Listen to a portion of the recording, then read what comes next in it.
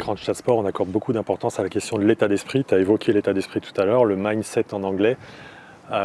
Comment tu as géré ça en termes de mindset, ta blessure? Au moment où tu es blessé, au moment où tu es dans le dur, au moment où tu dois aller te réathlétiser, comment tu as vécu ça en fait, cette période-là? Bah, plutôt bien. Après, en fait, c'est une blessure que je connaissais parce que je m'étais fait exactement la même chose jeune de l'autre côté, donc Ok. je savais exactement ce que c'était. Et puis, je me la suis fait dans des circonstances assez originales. C'était tout seul chez moi, donc après un genou qui était faible, qu'on savait qu'il était faible, mais je me Ouais. le suis fait tout seul chez moi. Donc c'était quand même la veille d'un match où je devais jouer en plus, donc c'était quand même. Oh, Et je venais de reprendre cette semaine-là en plus, waouh. donc c'était vraiment un ascenseur émotionnel. Oui, justement, qu'est-ce que tu as Ouais, ressenti à ce moment-là précis? et à ce moment-là précis, en fait, j'ai compris de suite et je savais ce que c'était. Heureusement, j'étais chez moi tout seul, je me suis fait mal. Heureusement, j'avais un ami qui était chez moi. Ouais. À ce moment-là, je lui dis bon, je veux me bloquer le genou, alors j'ai ça, ça, ça.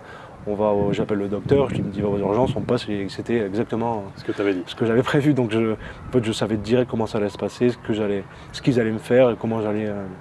À la seconde où je me suis fait, je savais tout ce que j'allais devoir faire.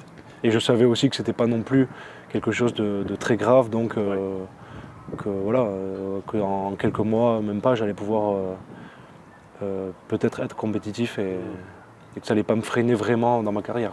Et donc, comment tu as géré cette frustration? Tu allais jouer le match à venir et du coup, au moment où tu te rends compte et tu as toute cette lucidité-là, cette question de la frustration, comment tu as vécu ça? Ouais, au début, c'était même pas de la frustration parce que j'avais plus mal au cœur pour l'équipe et d'appeler l'entraîneur pour lui dire Ok. que je peux pas jouer demain, quoi. Ouais. Je me sentais bête un peu de lui dire écoute Toto, je peux pas jouer demain, là je sais pas ce qui vient de se passer, mais j'ai mon genou qui vient de se péter, donc Ouais. c'est un peu c'était plus ça le premier sentiment, quoi. C'était plus que la frustration, parce que la frustration voilà, si ça devait arriver, c'est que si ça arrivait comme ça, c'est que Ça serait arrivé autrement. il fallait que ça arrive et que Ouais. c'était mieux pour moi que ça arrive, que je me fasse soigner et que je puisse repartir après. Hmm.